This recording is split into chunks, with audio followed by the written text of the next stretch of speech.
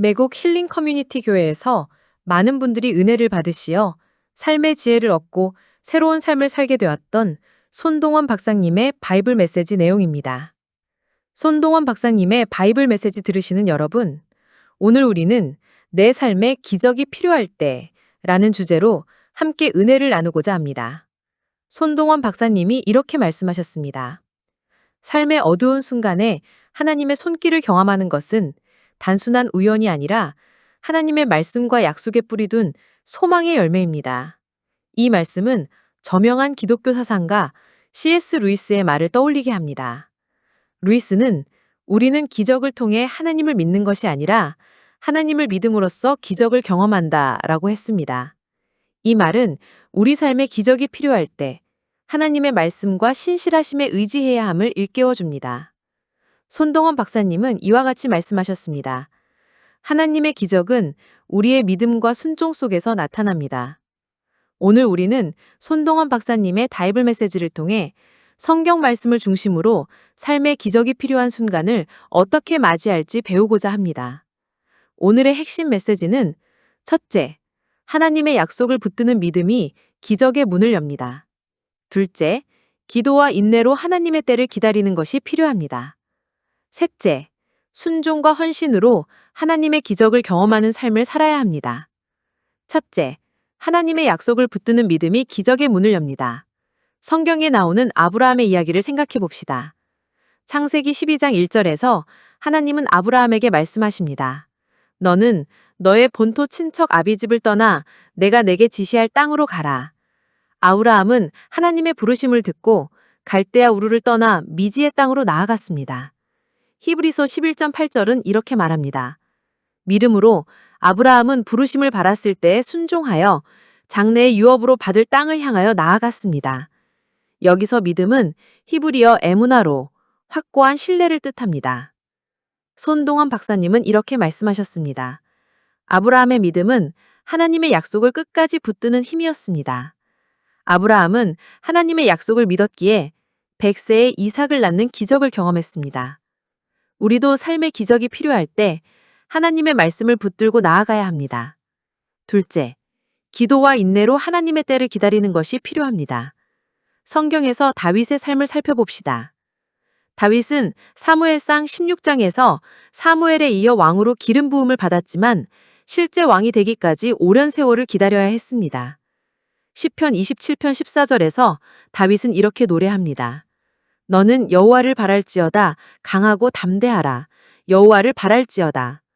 여기서 바라다는 헬라어 카와로 기다리며 소망하다는 뜻을 담고 있습니다. 손동원 박사님은 이렇게 말씀하셨습니다. 다윗은 사울의 핍박 속에서도 하나님의 때를 기다리며 기도했고 그 인내가 기적의 길을 열었습니다. 다윗은 기도와 인내로 하나님의 약속이 이루어질 때까지 기다렸고 결국 이스라엘의 위대한 왕이 되었습니다. 우리도 기적이 필요한 순간 기도하며 하나님의 때를 기다려야 합니다. 셋째, 순종과 헌신으로 하나님의 기적을 경험하는 삶을 살아야 합니다.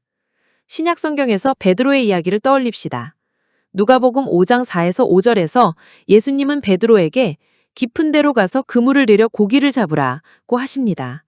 베드로는 밤새도록 고기를 잡지 못했지만 예수님의 말씀에 순종했습니다. 말씀에 의지하여 내가 그물을 내리리이다. 여기서 말씀은 헬라어 레마로 하나님의 살아있는 말씀을 의미합니다. 손동원 박사님은 이렇게 말씀하셨습니다. 베드로는 순종을 통해 기적의 고기잡이를 경험했고 그는 그의 삶을 변화시켰습니다. 베드로는 순종으로 예수님의 기적을 경험했고 이후 예수님의 제자로 헌신했습니다. 우리도 하나님의 말씀에 순종하며 헌신할 때 기적을 경험할 수 있습니다. 말씀을 듣고 생활에 적용할 3가지 실천 원칙입니다.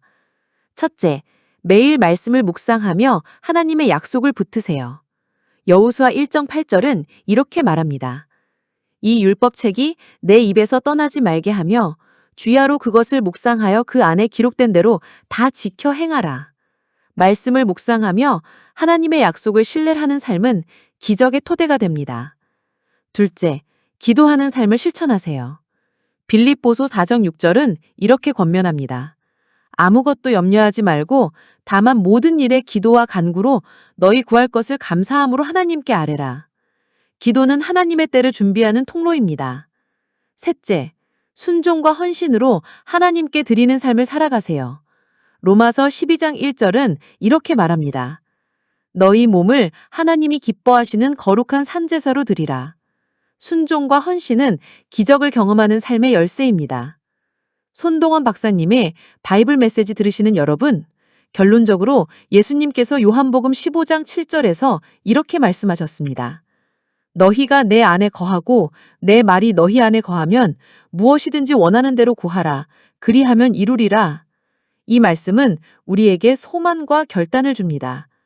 손동훈 박사님은 이렇게 말씀하셨습니다. 예수님의 말씀에 거하며 기도할 때 하나님의 기적이 우리 삶에 임합니다. 오늘 손동훈 박사님의 바이블 메시지를 통해 우리는 하나님의 약속을 믿고 기도하며 순종하는 삶을 결단해야 합니다. 삶의 기적이 필요할 때 예수님의 말씀에 뿌리를 내리고 하나님의 손길을 기대합시다. 이 결단이 여러분의 삶에 기적의 문을 열기를 예수 그리스도의 이름으로 축복합니다.